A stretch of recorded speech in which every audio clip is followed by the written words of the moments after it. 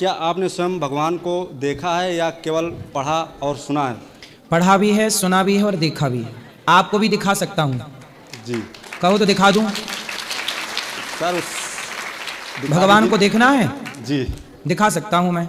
जी sir दिखा दूँ? जी ठीक है, सुनो। जी भगवान, तुम क्या बोल रहे हो? भगवान, जी भगवान कितने अक्षर से बना है? 4 अक्षर से। मात्रा सहित कितना हुआ? 5 अक्षर। 5। पांचों का अर्थ क्या हुआ? भगवान। भा मतलब भूमि, गा मतलब गगन, वा मतलब वायु, आ मतलब अग्नि, ना मतलब नीर। इस प्रकृति के पंच तत्व को ही भगवान कहते हैं। एक बात बताओ, जी मिट्टी है कि घड़ा है? मिट्टी है सर।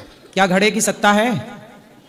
हाँ क्या घड़े की सत्ता है अर्थात घड़ा है? नहीं, मिट्टी है। घड़ा नहीं है, जी। पर व्यवहार में बोला जाता है भाई साहब एक घड़ा दे दो। जी है मिट्टी।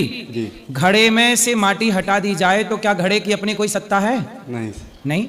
जैसे घड़े में सत्ता मिट्टी की है, जी। पर व्यवहार में घड़ा बोला जाता है, उसी तरह इस संसार में आप जो देख रहे हैं जी। वो सब कुछ सत्ता भगवान की ही है। सी राम मैं सब जग जाने। भगवान के अतिरिक्त किसी की सत्ता नहीं है, पर व्यवहार में क्या बोला जाता है कि स्त्री है, ये पुरुष है, ये। अच्छा एक बात बताओ, ये क्या है? सर ये क्या है? सर रुमाल है। दुपट्टा, रुमाल, कपड़ा है। जी। और ध्यान से देखो क्या है? और सर देखा जाए तो क्या कहते हैं उसको? धागा। धागा ही है जी सर, धागा का बना रुमाल। धागा। और ध्यान से देखो क्या है? क्या है सर? रुई। रुई। और ध्यान से देखो क्या है? नहीं दिख रहा। पौधा। ये बताओ, किसान ने खेत में क्या बोया था? बीज। फिर बीज से पौधा हुआ, पौधे से कपास हुआ। कपास की फसल होती है कि नहीं? जी। कपास को किसान ने बेचा और कपास का व्यापारी ने बनाया धागा, और धागे से बना कपड़ा। यही सत्य है। कपड़े के मूल में बीज है या नहीं? उत्तर दो। है सर। है। जी। जो कपड़ा आपने पहना है उस कपड़े के मूल में क्या है? बीज है कि बीज नहीं? है। बीज है। क्यों भाई, सही समझ में आ रहा है आपको? जी। हर कपड़े के मूल में क्या है? बीज है। बीज है। लेकिन बीज क्या दिखाई पड़ रहा है? नहीं। नहीं दिख रहा है। इसका मतलब ये नहीं कि हम मान ले कि इसका बीज नहीं है। बिना बीज के कुछ फसल हो ही नहीं सकती।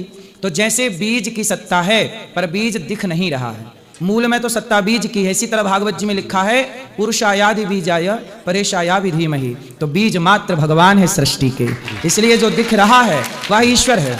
ईश्वर के सिवा कुछ नहीं। आप कह रहे हो कि आपने भगवान देखा। मैंने देखा और देख रहा हूं। मेरे सामने आप जो लोग बैठे हैं कौन हैं? जी। तुलसीदास जी की दृष्टि से देखें तो सी राम मैं सब जग जानी। वेदांत की दृष्टि से देखें तो सर्वम खलविदम ब्रह्म। निज प्रभुमय देखहीं जगत के ही सन करहीं विरोध। तो बताओ, भगवान आपने देखे कि नहीं?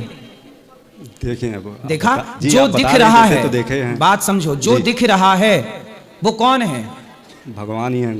हम कहते हैं स्त्री है, पर स्त्री के रूप में भगवान ही तो है। यदि परमात्मा को हटा दिया जाए किसी स्त्री से, किसी पुरुष से, तो क्या उसकी अपनी कोई सत्ता है? आज मेरे भीतर से भगवान निकल जाए तो क्या अनिरुद्धाचार्य की अपनी कोई सत्ता है? नहीं।